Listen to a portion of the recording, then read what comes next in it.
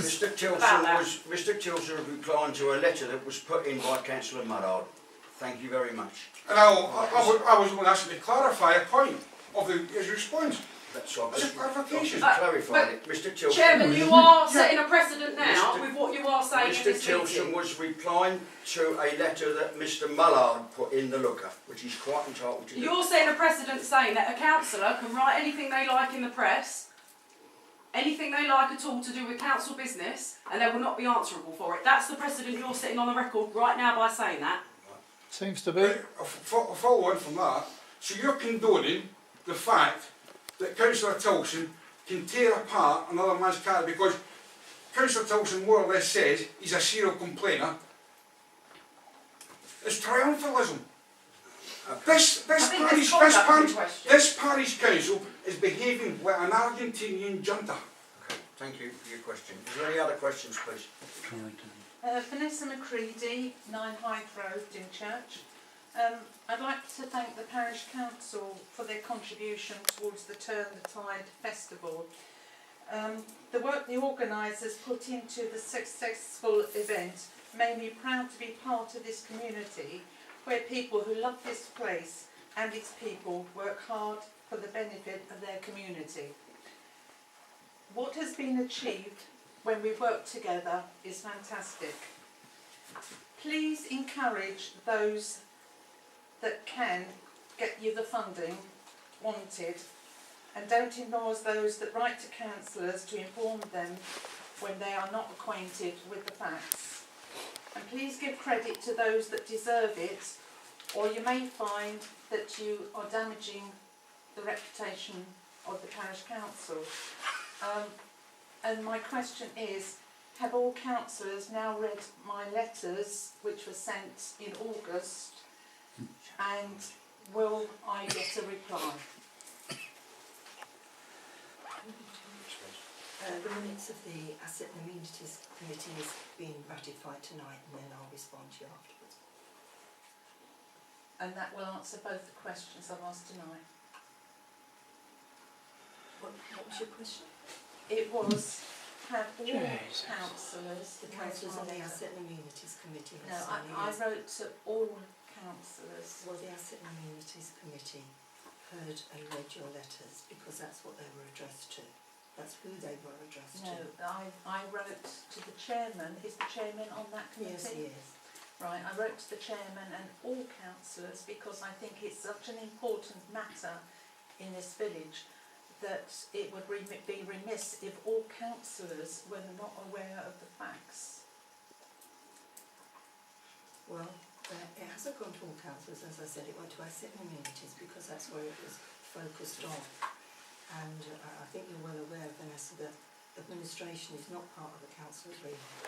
They deal with strategy, policy and dealing with budgets. Right, so if the officers deal with administration.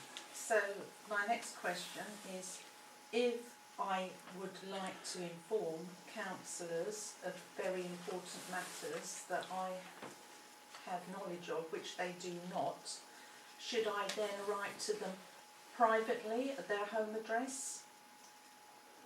Or should I write to them addressed to the parish office? I think you need to understand that not all councillors see everything. They are divided into groups because that is where they focus their attention on. But if you wanted me to specifically give it to everybody, I can send them a copy. That's not an issue. But, you know, it's going to be ratified tonight. If you want to stop that, then that won't go to council and we'll wait until the next meeting, if that's what you wish to do. So my letter was read to those councillors on the... They have a copy of it and it was read to them and it was discussed. Right. And it's going to be ratified tonight. Right. But if you want to stop that, we can do that. And I can take it back and we'll start again, if you want it to go to all the council. No, but I will take... In future, I will be speaking to councillors like I have done over the course of the summer to see what their reaction was to my letter. I've spoken to 4. One assured me I would be getting a reply. That was over 2 months ago. Once it's ratified at council, you'll get a reply.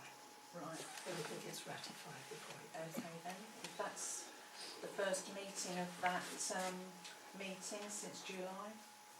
No, that's not true, is it? It won't be another meeting in October, because you sent a second letter. That's correct. Yeah, the second letter. Right.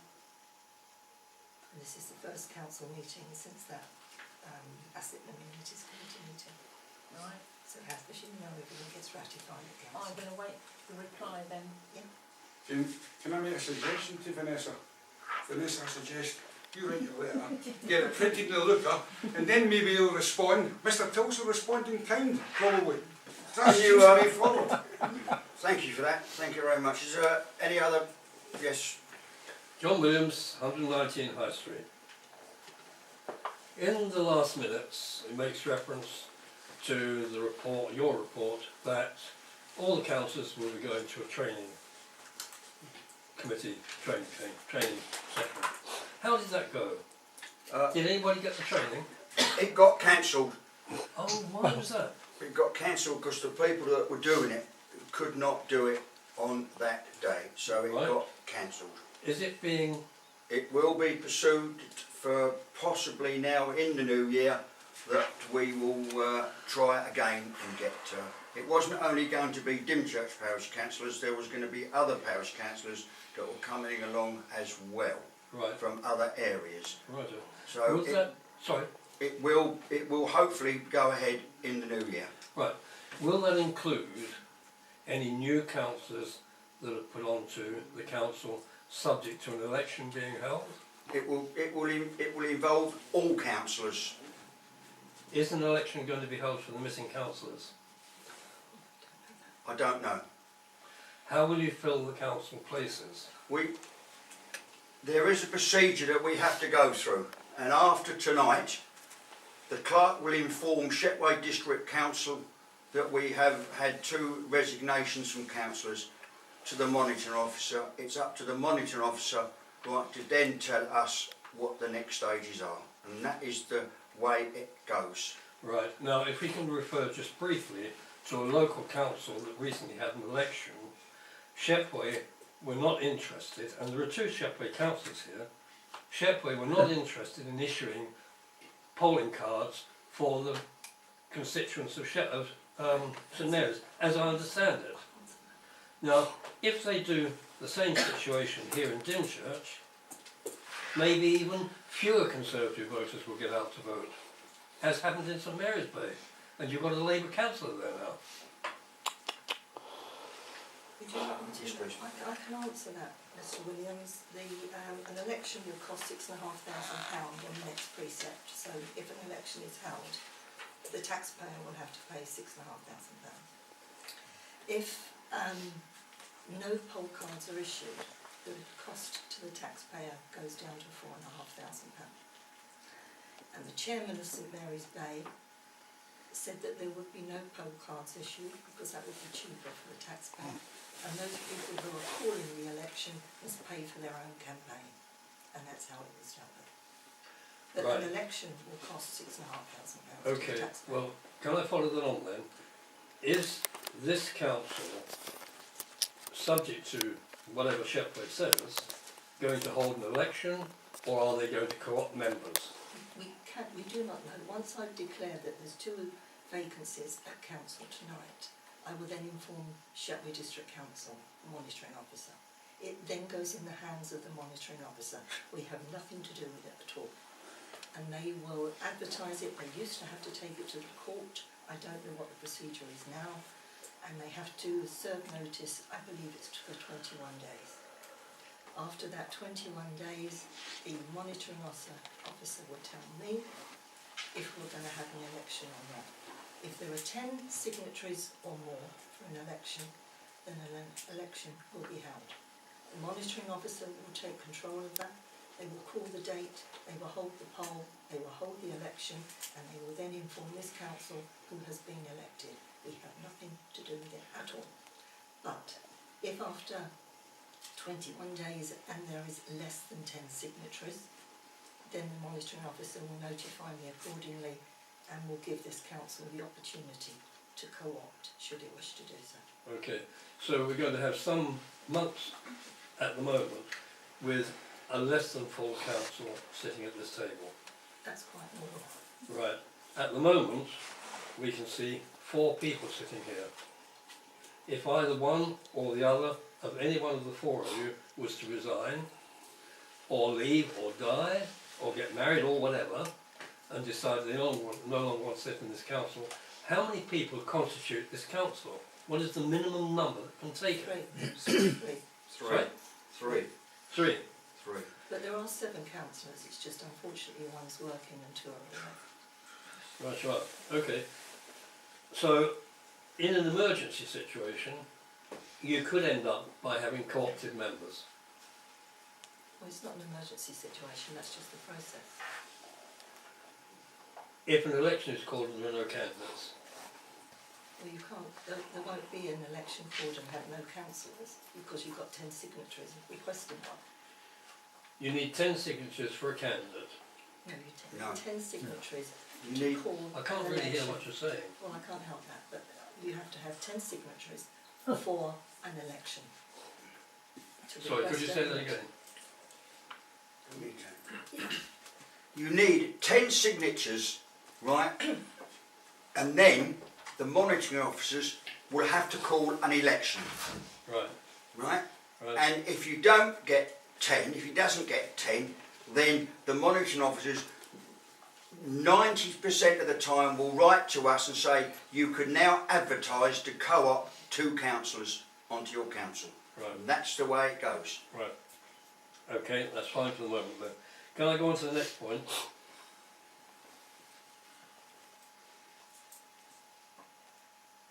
Has there been any response at all from the Dr. Sin people regarding the proposal by council mayors that parking should be allowed on the recreational field during summer months? No. There's been no response from the Dr. Sin people. No. Excuse me, can I What, step in? can I just go on for a moment more? In the event that village green status is granted to those in the village that wish to attain that status, will that affect that proposal? I don't know. We don't know. Well, At this according present to what time. has been printed in the press by representatives of this council, the turf, even if it gets damaged, if it's a village green, is contrary to the rules of the village green thing. So how can you have parking on there if we have village green status? So is this a process that's being initiated by members of this council to stop that application? No. It's just that we are informing. We've had people that informed us of other places that have gone for a village green status that have told us, right, what's allowed and what's not allowed. Right, we've tried to tell members of the public what will be allowed and what will not be allowed, but until the application is heard, right, and we then get the result, we don't know. Okay. Thank you. Can we follow on from that? What progress has been made in the proposal, once again, that was printed in the press, that a procedure was going to be initiated by this council to get a proper, in inverted commas, response from the members of the public of this parish regarding the proposal for village green status? That was printed in the press a couple of weeks ago. Well, that hasn't come from this council. Well, it was, I'm sorry, it was quoted by the secretary, the clerk of the council, in the paper. We are waiting for Kent County Council now to come back to us, and when we have more information, right, we will let you know what they've come back and told us. At the moment we can't tell you anything because we don't know. So you are not intending to send out a questionnaire of all the people in this parish to find out how they feel, despite the fact that one has already been circulated with a response of nearly 1,000 people, all of whom opposed the development of the village green, If the Kent recreation. County Council come back to us as a parish council and say that's what you've got to do, that's what we will do. So how does that sort of report get into the press in the first place? Don't know. I mean, Has the council in fact taken any action against the Express for misquoting what is supposed to have been what the clerk has said? I haven't seen the Express. I haven't You haven't the seen order. it? No, I Well, I'll don't get you a know. copy and bring it round for you tomorrow. You're open until 12:30, aren't you? I haven't. Right, we'll look into that, and we will look into that, you know, where the Right, press right. get their information from. I'm sorry to take up your time, but I've got one other point here, that is regarding the Twitten. That got misconstrued at the last meeting because I was looking to get the surface of the Twitten redone because it is impassable at times, not because of the weeds and brambles and so on and so forth, but because it becomes a quagmire and it's like walking through the beach at high tide. It needs to be resurfaced. Now, somebody has to be responsible for that place. It's a public right of way. And I did ask who was responsible at the last meeting, and the minutes seem to be a bit obscure about that. Could that get tidied up, please? The final point on this, the final point, and you know, perhaps this is something that should be dealt with also, is the Countryfields recreation ground opposite the Twitten is in a terrible state. Children are supposed to play there. The grass hasn't been cut, as far as I can see, since last summer. It's just in an entirely untidy state. If it carries on like this, it'll end up like a building site, and perhaps it will end up as a building site with houses being put on it. That would be a terrible thing to happen. The clerk has reported it today to Shepway District Council. It is Shepway District Council's responsibility. Orbital housing. So the clerk has just informed me she's been on to it about it today. Orbital housing, what the Countryfields recreation ground? Yeah, they own it. They own it. There. Okay, so we've got a letter today. Thank you. Clarification on this two missing councillors. If I'm reading this right, Shepway control it, but how do we know to put 10 signatures in for an election? How do we know when to do it? Where do we do it to? And who do we send it to? There will probably be, I don't want probably, it'll be on Shepway's website, right? right? All the information will be on there. And what, not everybody has a computer or a computer literate. So it's just tough. That's not a very good response, is it? That's tough. Well, I'm sorry, what do you want? Can't you put a notice? There's plenty of notices you got there. There was a notice up there, the office be shut for 2 weeks. I've just said, if you listened earlier on, You shrugged your down, shoulders. it is down to Shepway District Council monitoring office, right? They take it out of our hands. Right, It's and down that to was them. my question. My question is, if somebody doesn't have access to a computer, how will they know to do it, where to do it, and who to do it to? What? And I'm asking you, as the chairman of this parish council, to give a little bit of... Well, they will probably go round a friend's house that's got a computer.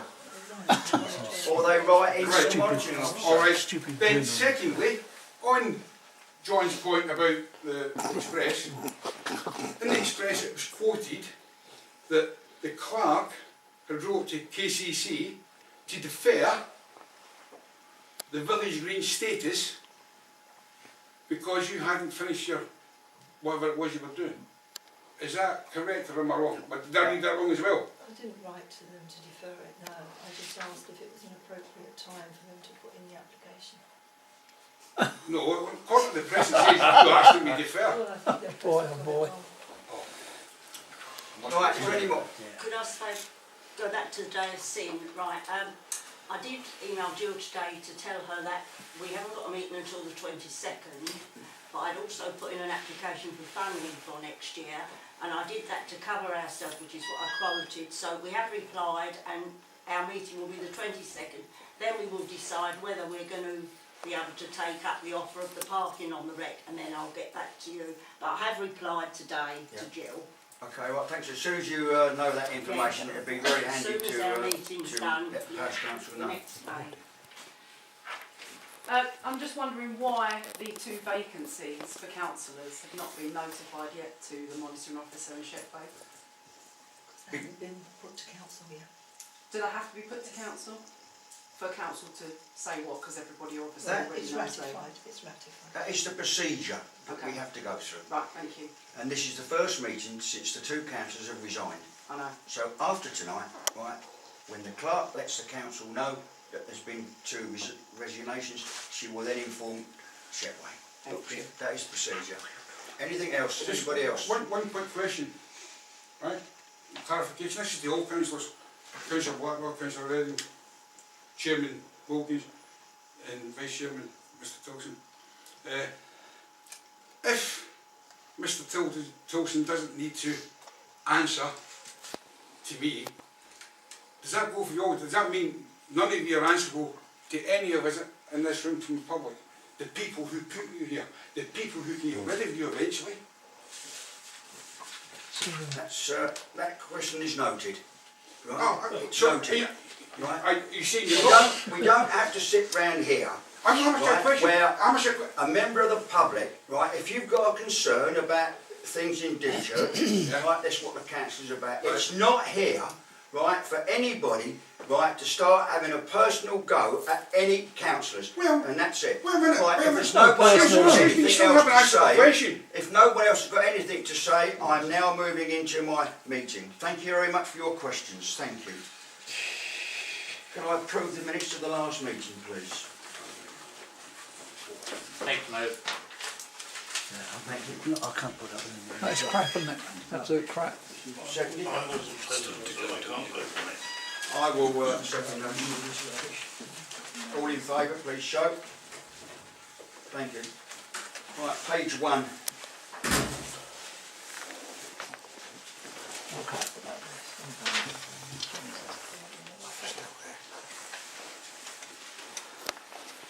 Page 2.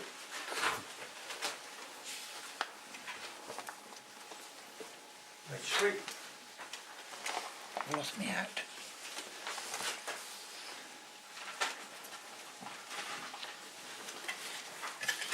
Page 4. Page 4, Mr Chairman. I reported this is an impecuniary declaration as the chairman of the Trust of Friends of Martello. We were interested in Martello 25. I don't know if other people can confirm it, but I understand it has been withdrawn from public auction now. Is that true? By Shetway District Council? I don't know. I haven't heard Maybe of we that. haven't got the 50,000 they wanted just I at the don't moment. know, councillor, I can't tell you that, but I'll find it out and let you know. Okay, okay. Is that it? Page 5. Thank you. Read correspondence, please. Okay. Councillors, as you have already heard, we've had two resignations we've been received from Terry Mallard and Karen Lewis. And the chairman has responded to them both and thanked them for their time and commitment. I will now pass it over to the monitoring officer to deal with at Shetway. And again, you've already heard this evening that if there is an election called, that's going to be a £6,500 bill on the precept to the taxpayer, or £4,500 if you don't have any poll cards. So we'll have to put that into the budget, which we'll be discussing at the next meeting. Shetway District Council sent us a letter and informed that they need to know our precept by the 31st of January. So I'll put it on the budget, on the agenda for the next meeting, and we can sort that out in December. The exact council tax base for the parish will be available in December, so that would be useful. Your enforcement officer at Shetway District Council has notified that properties 60 and 58A High Street are due to start work with exterior painting in the next few weeks. That's all part of the block which is opposite the car park. Remember, we started to pursue that, so a few of them are coming on board with that to improve their appearance. A networking forum is to Just be... before you move on, that is excellent news for this parish council, because this parish council has been on for a long, long time about trying to get funding to get those places smartened up. So that's well done. So, number 3, there's a networking forum which is taking place at the Romney Marsh Day Centre on the 23rd of November. If anybody wishes to go, please let me know. It's at 1:30 through to 4:30. And the theme of the event is health and well-being on Romney Marsh. It's being organised by Shetland District Council. I'm already going. You're already going. From CALP, the UK Parliament has decided to reduce the number of parliamentary constituencies in the country from 650 to 600. The Boundary Commission of England is currently conducting a review of the parliamentary constituencies, and Folkestone and Hythe appears to be included at the current time. We've received notification here from the Department of Communities and Local Government that it's to strengthen the rules to prevent anyone found guilty of crimes from serving on local councils, which includes parish councils. So that's going through. And also the AGM of CALC is to be held on the 18th of November. If anybody is interested in going, please let me know. That's Saturday the 18th. It's at Ditton. Starts at 9:30. I've got all the paperwork. Saturday the 18th. It's at the Ditton. And if you'd like to go, I can reserve your place. Okay. I'll check my diary. Okay, let me know. Kent County Council plans to raise the council tax by 3.99%. That's going to be £42 per year for the Band C property. More information on their website. But of course that's just their element and not anything else. Now we've had a letter in from Damien Collins. You remember this council sent a letter regarding policing, and he's been waiting for a response from Nick Hurd MP. We have received that. It says, thank you for your letter of the 5th of July on behalf of the Dymchurch Parish Council about policing provisions in Kent, and I'm sorry for the delay in my reply. I am very sensitive to the pressures the police face. The government recognised the importance of policing in the 2015 spending review, which protected overall police spending in real terms. Since 2015, police forces have received broadly flat cash budgets, and we are increasing investment in transformation, improved communications and technology capabilities.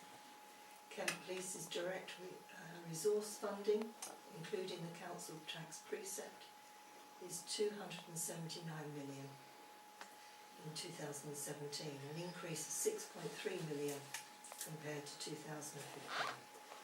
Decisions about allocation of police resources are for chief constables and democratically accountable police and crime commissioners. They are responsible for ensuring the needs of the local community are met.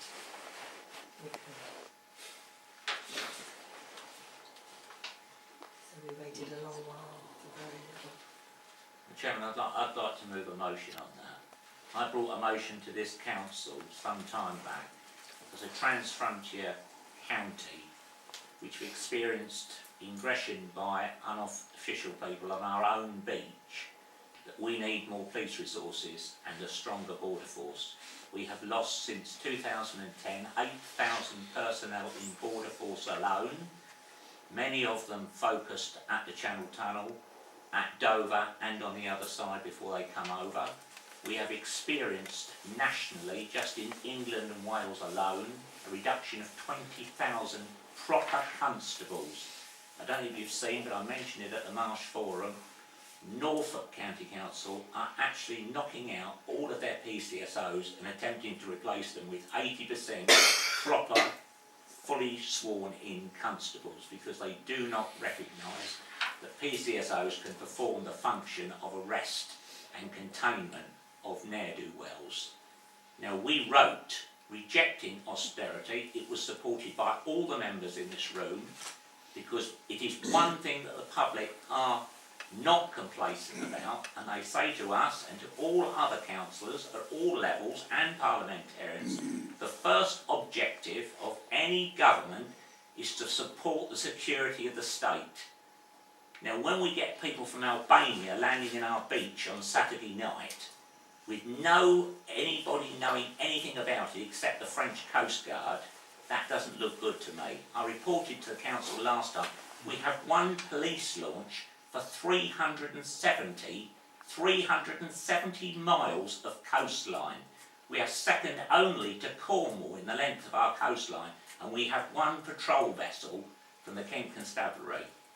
And to say that it's down to the PCC, the Police and Crime Commissioner, how he uses the resources. The point is that government have stripped out the financing of the constabularies. Now, I believe that most people would vote for an increase in their county rate if it meant extra constables on the beat. I recently attended with my colleague 8 parish councils and 2 town councils, and we don't see policemen, and neither does anybody else. And we know that crime figures for rural areas have gone up 16% in the last year alone.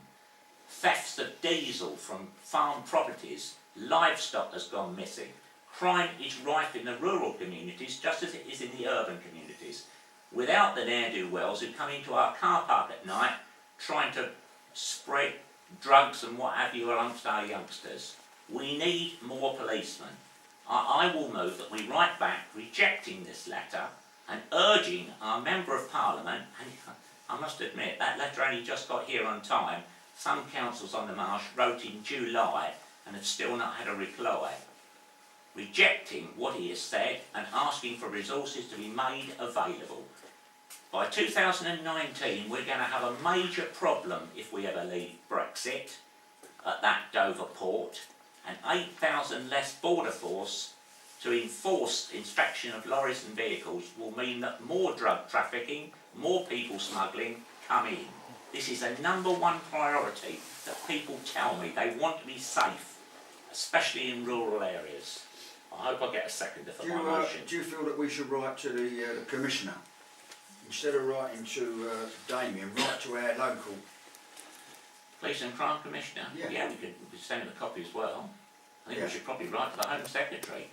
Oh yeah, if that's what you want, yeah.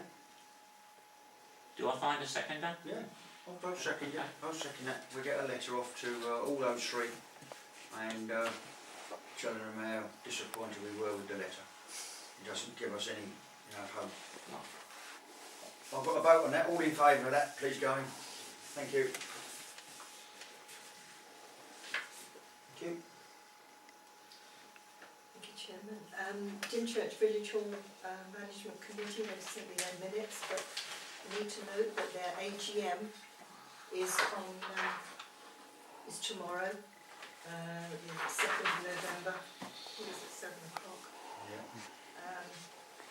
Now that Councillor Mallard isn't here, we don't have a representative, but I thought you said you were going to go.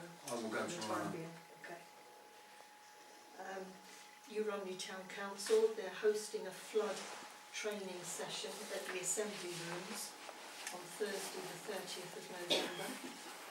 Anybody here is entitled to attend, if you'd like to go. Video attending Dymchurch History and Heritage Group, they have their annual general meeting on this Thursday the 16th of November at 7:30 in the Methodist Church.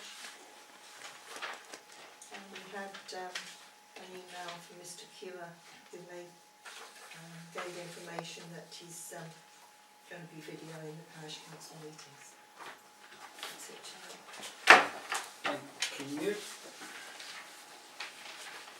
Consider planning applications, please. There's just 2 to report here, Mr. Chairman. The first application is Y17/0040/GPD which related to 17 Alderswick Avenue and 1 Y17097/SH3 Crossway Close, Dymchurch. They are both approved applications. Another one here. This is Y17/1004/SH 47 High Knot Dymchurch, erection of a single-storey side and front extension. That was also approved. And one which is for our consideration tonight, which is application Y17/0830/SH 47 Kingsway Dymchurch, Romney Marsh. It's the demolition and a re-erection of a replacement dwelling on the same site. Looks fairly standard to me. I recommend that we... Making that proposal? Yeah. Second. All in favour, please show. Thank you. Yep. Thank you very much indeed. Payment of accounts.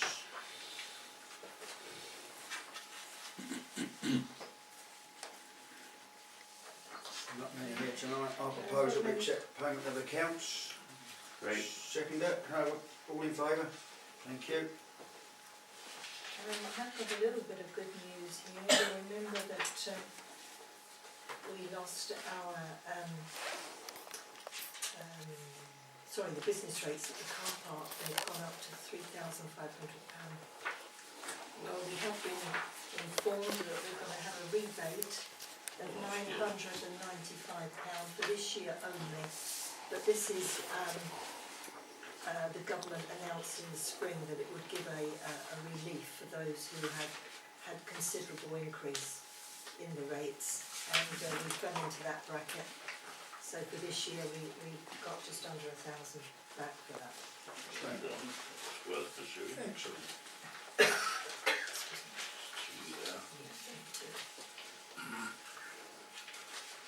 District Council report, Russell. Well, I've been attending meetings of the Overview and Scrutiny Committee and the Planning and Licensing Committee. I've done a couple of licensing subcommittees. I've got another one this week.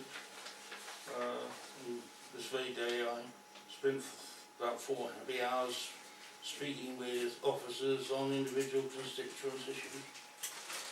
Thank you.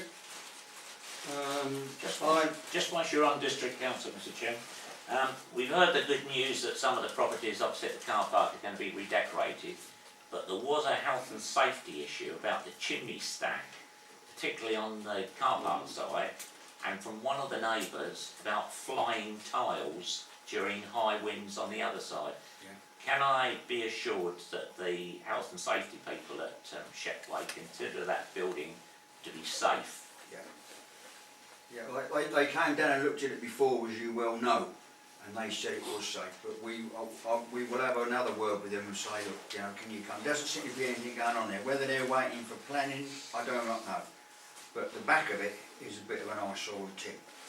So. Well, it was a resident, particularly on the seaward side, who was particularly concerned that during stormy weather, tiles were coming off, and she was actually frightened to go out of her front door. And the fact that we got a tree growing out of the chimney breast doesn't look good for anybody's property. We will get back onto the council. Okay. Jim's the Barbers, that's all I know. Well, that's right, yes,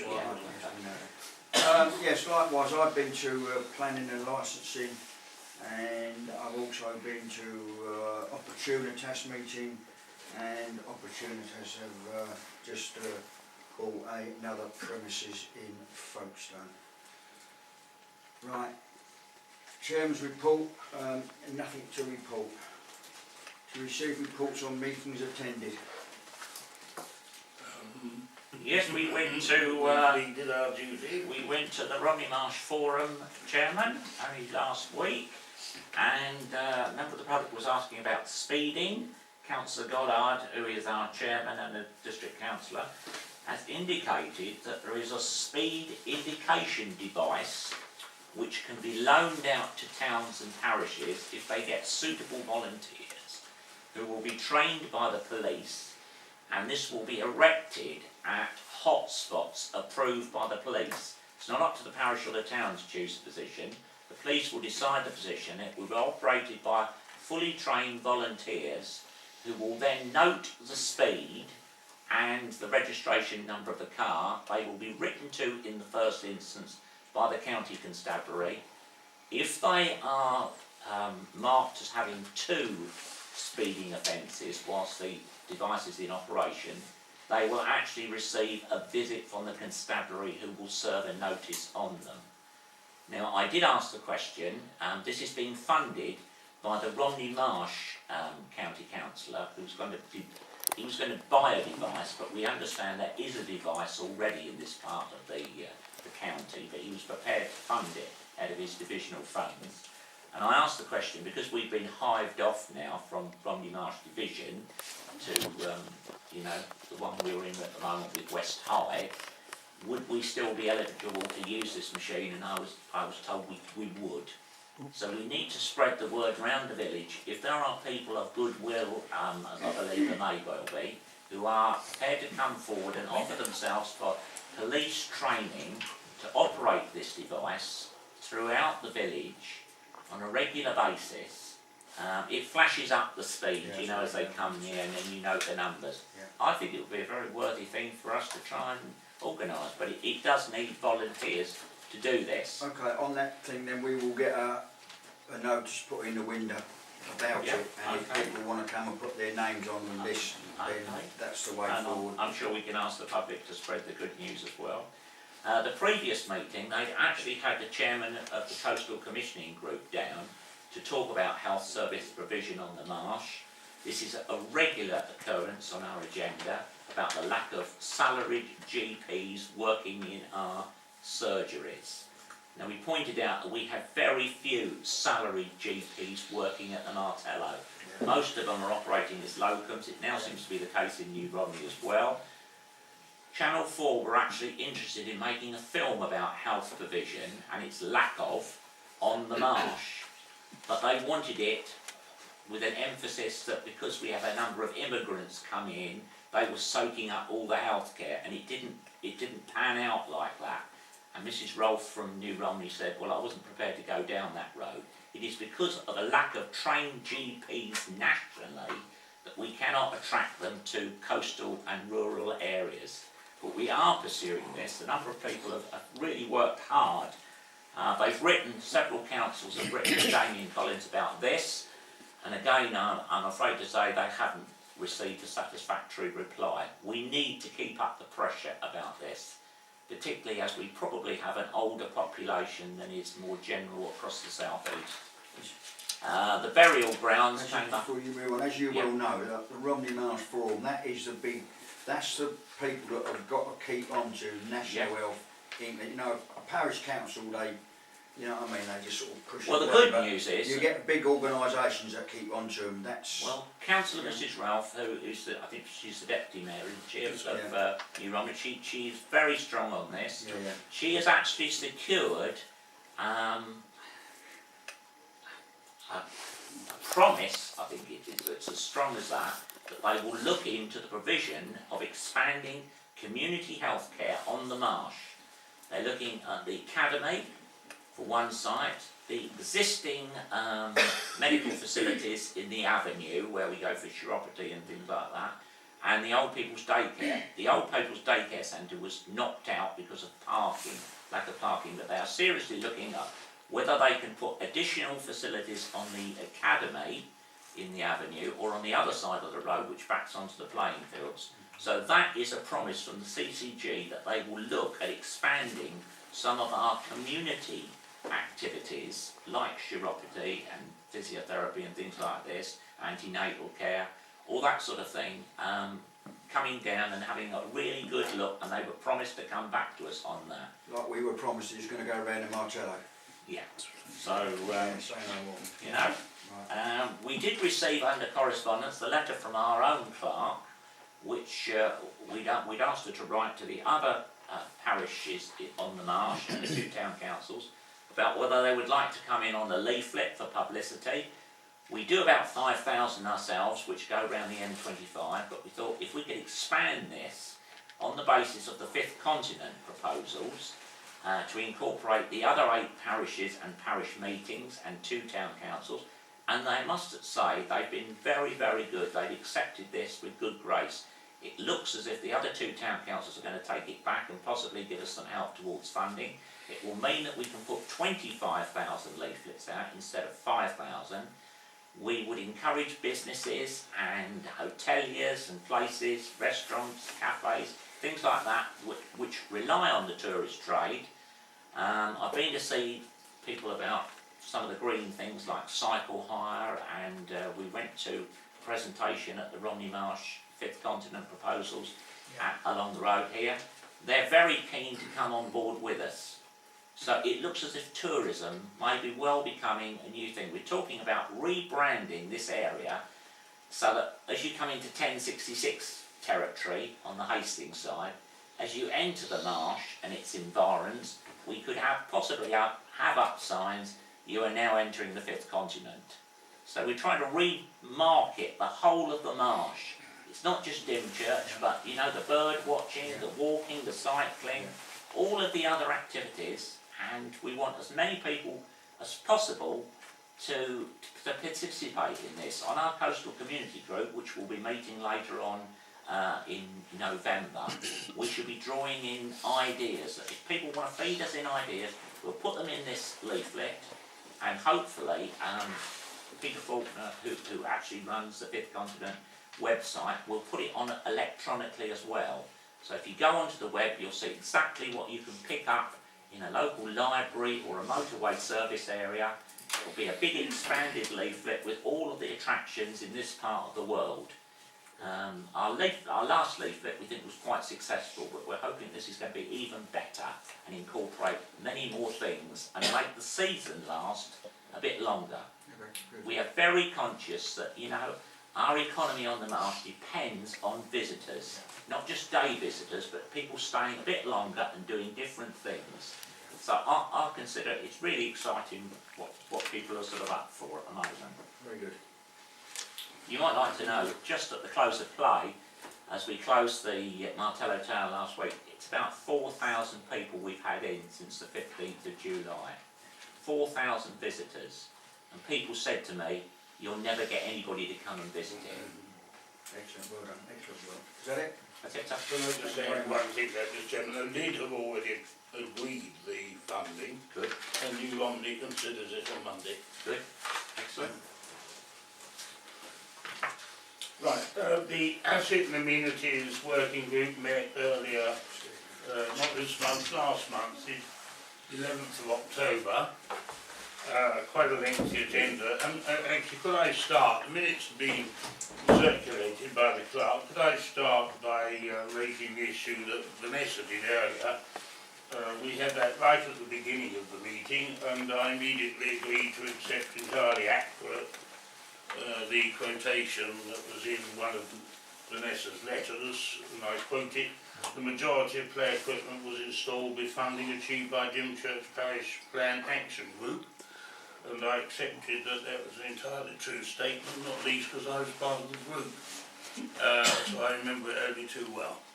So I don't know if that settles the issue, but certainly it was unanimously agreed by that group to whom your letters were referred.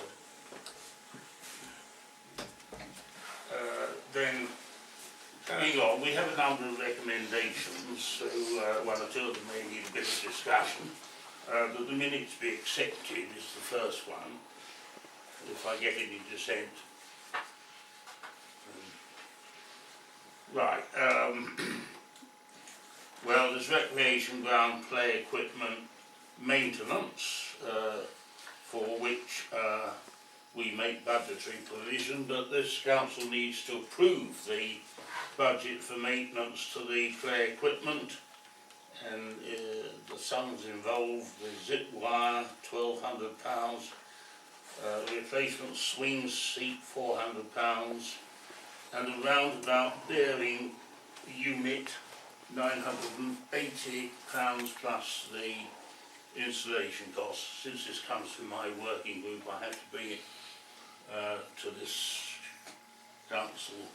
It's earmarked in the budget, but this is a specific expenditure for replacement, so I need to identify it, and that's what I'm doing. Okay. And this council needs to approve it.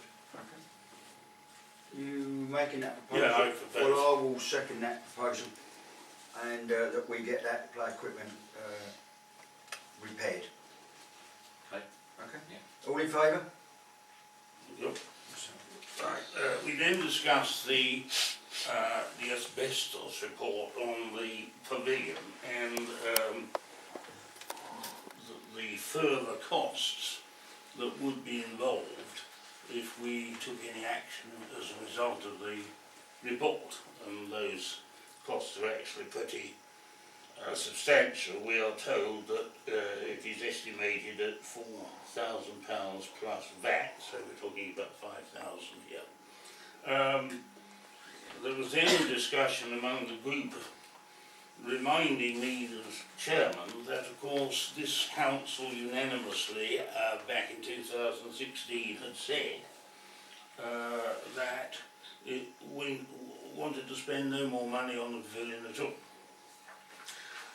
That is the current position, but since that was passed in 2016, I'm obviously duty bound to ask council whether it stands by that decision, because if it does, then quite clearly we won't be taking any action following this asbestos report, or if it takes a different view, then it will then further have to consider whether we do take any action following this asbestos report, if I'm making any sense.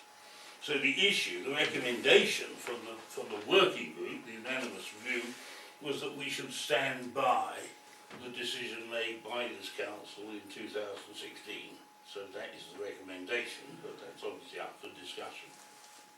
But on this point, we have, since the decision not to spend any money on there, we have spent money on there on the roof, the tiles, making it waterproof, I believe. I don't know if we spent any other money on it, but I know we've done that. Asbestos, whether we go for full removal, or I haven't seen the report myself, it mentions taking remedial actions to make it safe. I don't know how much that would cost, but maybe we should look into that.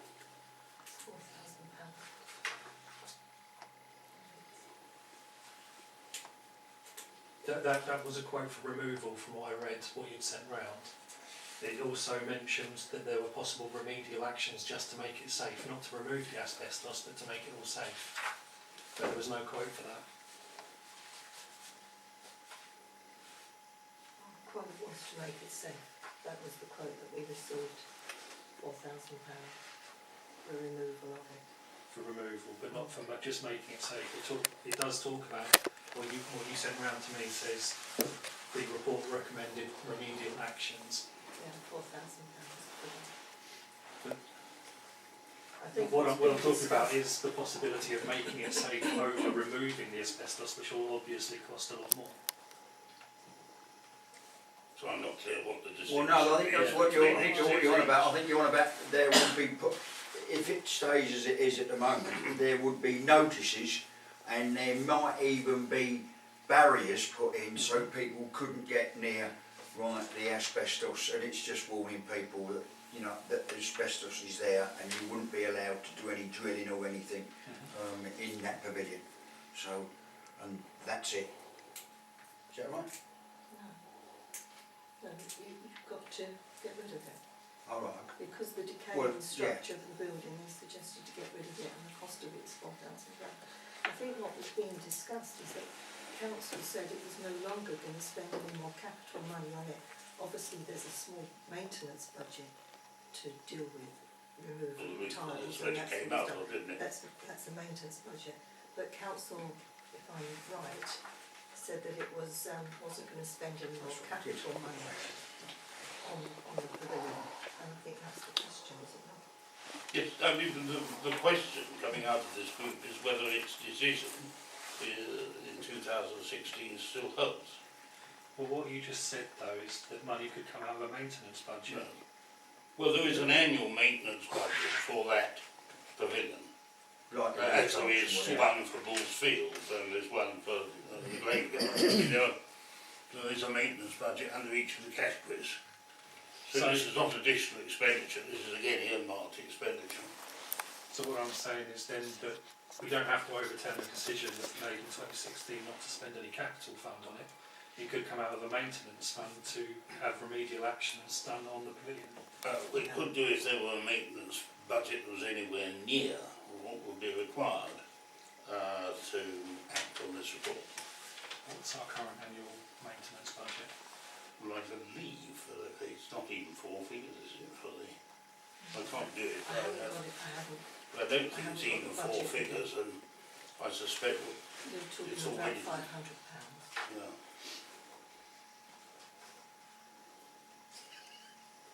I can see what Councillor Redding is saying here. In fact, in many of the older schools throughout the county, there are notices up: do not drill, do not cut, do not remove roof tiles and things like that. Because so long as you don't touch it, it's safe, it's intrinsically safe, particularly where it's been painted. Are we now accepting that the status of the building has come to the point where, you know, it's decayed to the point that asbestos might break or contaminate the areas to which public may have access, in which case we have a public duty, don't we, to take the asbestos away, even if it means the building comes down. Because a building that you can't enter because it's decayed to such an extent that asbestos may be present is no building at all, is it?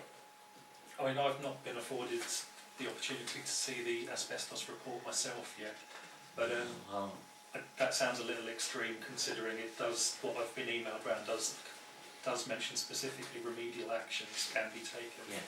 I mean, it's my opinion that if we can do that, then we probably should. At Is least it to make it walls safe or for the ceiling public tiles? and make it What's the usable. nature of the... Again, I don't know. There is the entrance hall, the ceiling of the entrance hall. It's also inside the water heater as well.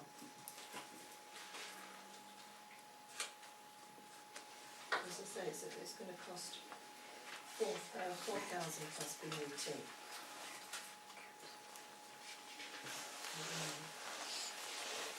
But by doing the asbestos, you're not addressing the other issues of the pavilion, are you? No. You're just taking out one immediate point. I'm right in thinking, Chairman, that the public do not have access to the pavilion at this particular time. No. And none of our staff go in there. Periodically, with the alarm goes, we go in there, and but that is, you know, that's got to be acceptable. If the alarm goes, you can't leave the alarm going. No. But that is, well, I would say at this present time that there isn't anybody using the pavilion.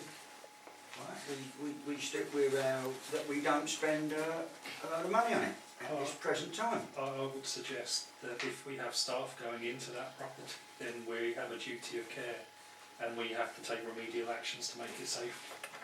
It is safe for us just to walk in and out for the unlimited sort of once a month check. That sounds contrary to what I've been led to believe. I would like to see the report, if I may.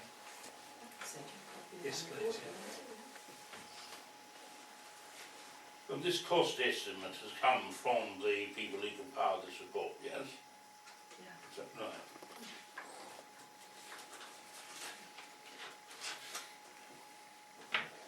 Right, well...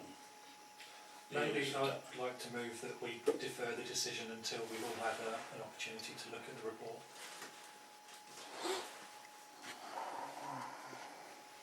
Yeah, I'll go along with that. I mean, I think I take Councillor Redding's point. We can't allow even one member, we've only got one member of staff anyway, but we couldn't expose him to any risk at all, even if it meant just going in for the alarm. But if we've got notices, do not screw, do not cut, do not remove, that fulfil an asbestos inspector's report that says it's intrinsically safe unless work is carried out on it, that would probably satisfy me Yeah, that our duty of care is being fulfilled. Yeah. I would like to know that. One other suggestion, perhaps, while we're deferring that, we could get 3 quotes to give us a quote for the job of removing the asbestos or making it safe. I don't see any harm in doing that in the meanwhile, so we've got a little bit more information next time. Well, I mean, there are two separate issues here. I mean, I understand the issue about everybody should have sight of the asbestos report, and I'm quite go along with the idea that a decision could be made on that at the next meeting. But the other issue that was raised here is whether there should be any further capital expenditure on that building. I think you're suggesting I'm we defer that, suggesting aren't we you? defer that, I guess, based on having to defer the other decision. Well, I can't immediately see the logic of deferring that one, because, I mean, the asbestos issue is a freestanding one. I mean, the only purpose of the remedial